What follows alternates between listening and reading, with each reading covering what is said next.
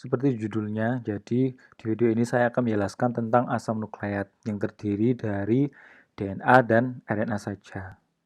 Masuk ke pendahuluan, jadi DNA manusia itu ada 46 kromosom, di mana terdiri dari 23 pasang. 23 pasang, 22 merupakan autosom, dan satu merupakan gonosom. Ya, kode sel kelamin pada laki-laki pada wanita XX atau XY ini pada laki-laki, di mana Y ini tidak mengandung gen, ya. DNA dapat diisolasi dari tubuh kita kecuali sel darah merah. Kenapa? Karena sel darah merah tidak memiliki inti.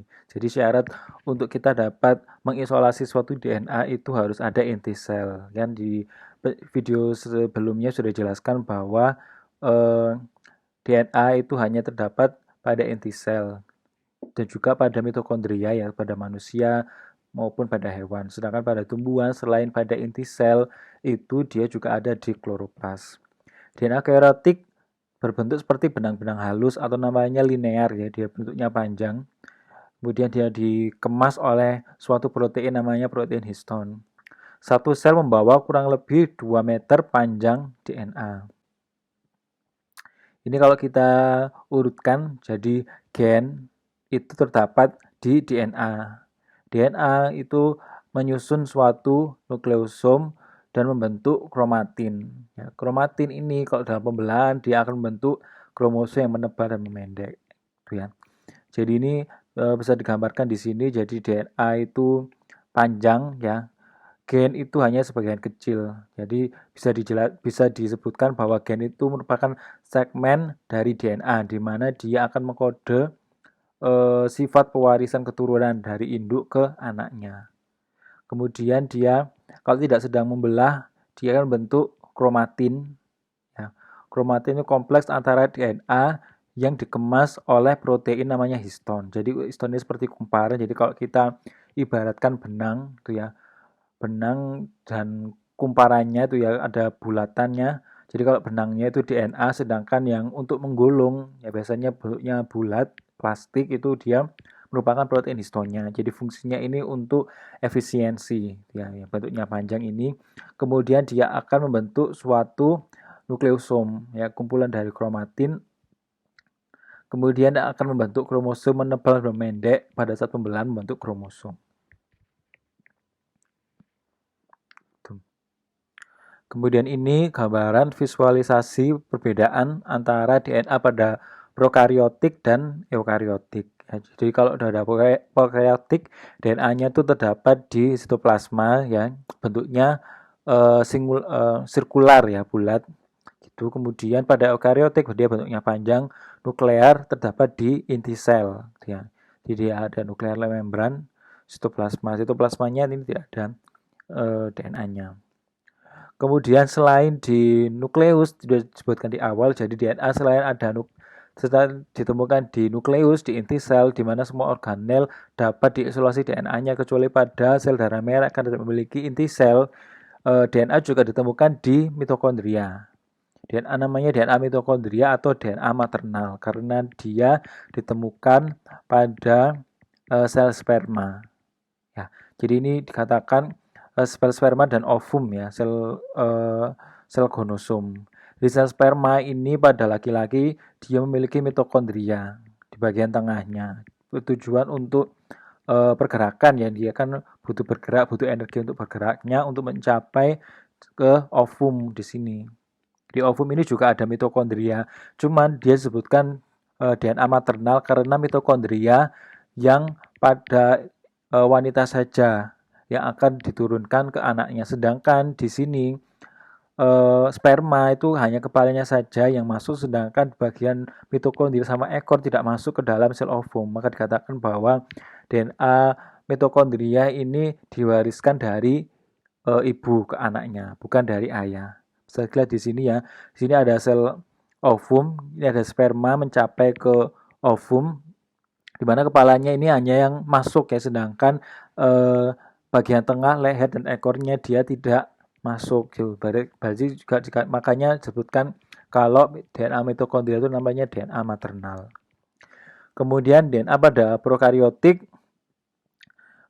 sifat gambarannya seperti ini, dia ada eh, sirkular ya, bentuknya bulat. Jadi kan kalau di eukariotik selain ada di nukleus juga ditemukan di mitokondria, sedangkan pada prokariotik dia ditemukan di plasmid ya, ada dua ya, jadi di kromosom dan di plasmid. Plasmid ini hanya dimiliki oleh bakteri.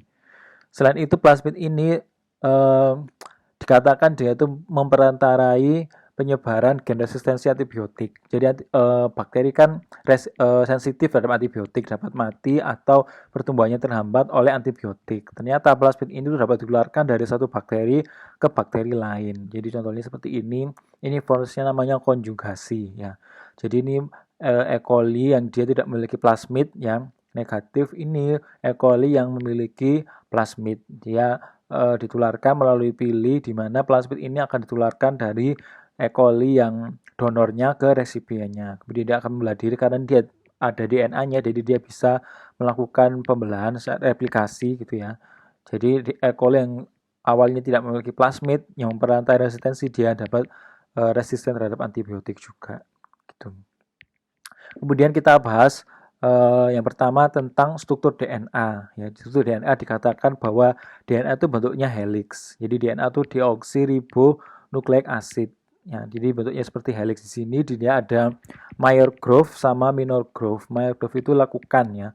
Lekukan yang mayor, ini lekukan yang minor, lekukan yang kecil. Satuannya angstrom.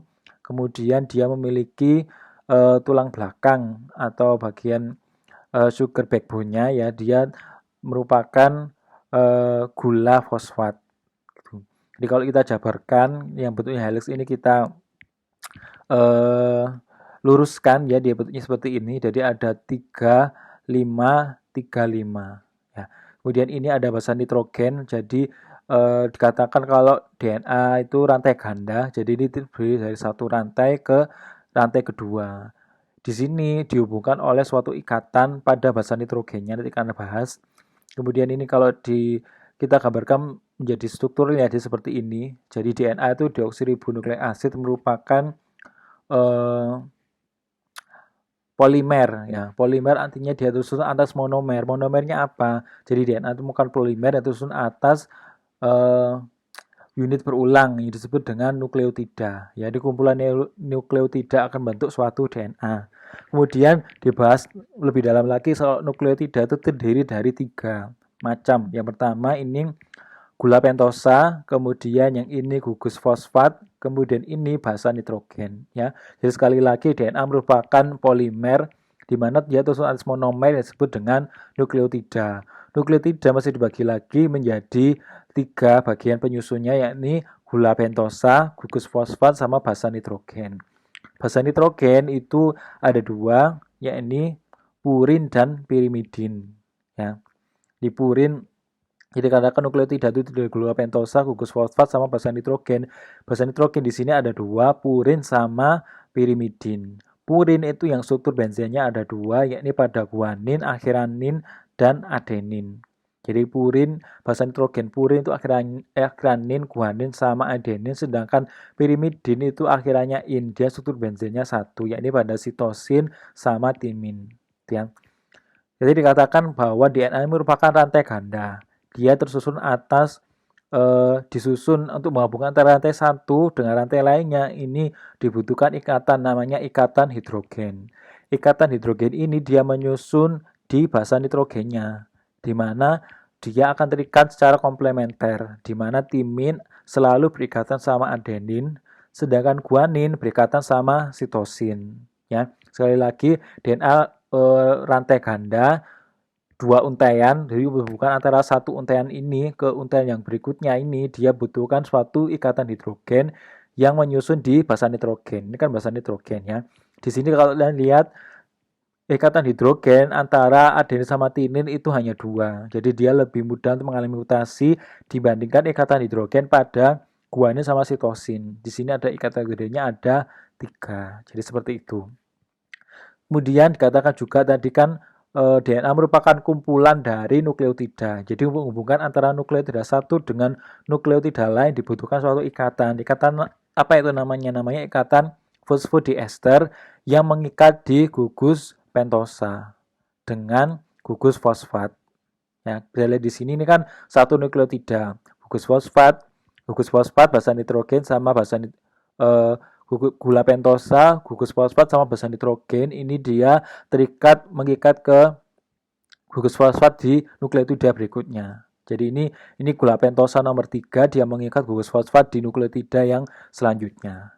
Maka dikatakan tadi ikatan 5 itu 5 OH karena dia akhirnya itu gugus OH, sedangkan ini dia 3 OH dari gula pentosanya. Seperti itu. Kemudian ada ikatan lain namanya ikatan kovalen atau ikatan N-glikosidik, di mana gula pentosa ini dia mengikat gugus fosfat sama basa nitrogen ini dengan menggunakan ikatan N-glikosidik. Gitu ya. Jadi kita pelajari bahwa DNA itu ada 3 ikatan. Yang pertama mengikat antara untaian satu dengan untaian lain pada basa nitrogennya, yakni namanya ikatan hidrogen. Kemudian mengikat antara nukleotida satu dengan nukleotida lain dengan ikatan fosfodiester yang mengikat antara gula pentosa dengan gugus fosfat. Kemudian untuk gula pentosa ini juga mengikat gugus fosfat sama basa nitrogen dengan ikatan N-glikosidik atau ikatan kovalen. Jadi seperti itu. Kemudian setelah kita bahas DNA, kemudian kita bahas tentang RNA, asam nukleat yang lain, yakni ribonukleik asid. Berbeda dengan DNA, kalau RNA ini dia cuma satu untai. Ya. RNA ada 3, mRNA, tRNA, sama rRNA. Messenger RNA disebut dengan mRNA, tRNA, transfer RNA, dan ribosomal RNA. Di sini gulanya namanya gula 2-deoksiribosa. Ya beda dengan gula pentosa pada DNA, kalau pada RNA itu 2-deoksiribosa, kemudian dia juga sama memiliki gugus fosfat, kemudian membedakan yang lain yakni basa nitrogennya, di mana kalau di DNA itu ada adenin, guanin, timin, sitosin, di sini timin tidak ada, di mana timin ini digantikan sama urasil yang memiliki bentuk struktur yang mirip dengan timin, ya timin sama urasil sama, ya. Jadi dikatakan kalau RNA itu juga sama, dia terdiri atas gula 2-deoksiribosa, gugus fosfat, sama basa nitrogen. Basa nitrogennya cuman timin tidak ada, digantikan sama urasil. Kemudian ini bentuk dari RNA, ya ini namanya mRNA, messenger RNA. Kemudian ini namanya, kalau di sintesis protein kita akan menjumpai 3 bentuk RNA sekaligus. Yang pertama mRNA di sini. Kemudian bentuk tRNA yang di sini yang membawa kodon pasangan dari mRNA. Kemudian di sini yang bulat pink ini namanya rRNA, ribosomal RNA. Ini kita lihat di RNA, jadi dia ada pasangannya di sini CCA, ini akan memasangkan sama mRNA. Jadi seperti itu. Jadi mRNA ini tergugus atas kodon, ya kodon itu triplet nukleotida, ya. Jadi bahasa asam nukleat akan diterjemahkan menjadi asam nukleat akan diterjemahkan menjadi protein, ya. Protein kan kumpulan dari asam amino. Asam amino itu terbentuk dari mRNA ini, RNA-nya. Di mana AUG ini pasangannya UAC. Tadi kan dikatakan namanya kan pasangan komplementer, di mana adenin berikatan sama timin. Cuma pada RNA kan tidak ada timin, jadi urasil. AUG berpasangan sama UAC nanti akan diterjemahkan menjadi bahasa asam amino metionin.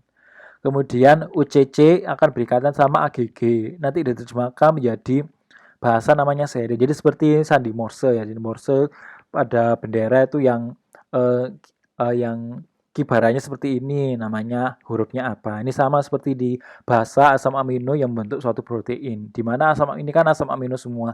Metionin, serin, tirosin, alanin, ya ini singkatan valanin, leusin, ini akan membentuk suatu protein, ya kumpulan dari asam amino akan membentuk suatu protein. Jadi ending dari mRNA-RNA ini akan membentuk suatu protein, ya.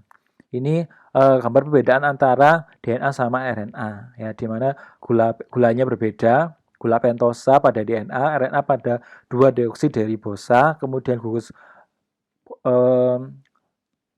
basa nitrogennya beda, di mana timin itu hanya berada pada DNA, sedangkan RNA timin digantikan sama urasil. Kemudian ini merupakan tabel perbedaan dan persamaan antara DNA sama RNA. Jadi yang pertama, basa purinnya sama-sama memiliki adenin guanin, kemudian eh, persamaannya berikutnya ini memiliki ikatan fosfodiester ya, fosfodiester yang mengikat antara suatu nukleotida dengan nukleotida lain. Kemudian juga ada persamaan yakni pada ikatan N-glikosidik yang menyusun antara gula dengan gugus fosfat dan basa nitrogen. Jadi ada 3 persamaan. Kemudian perbedaannya, jadi basa pirimidin hanya terdapat timin hanya terdapat pada DNA, sedangkan RNA timin digantikan sama urasil. Perbedaan yang kedua pada DNA dan RNA yakni gula pentosanya.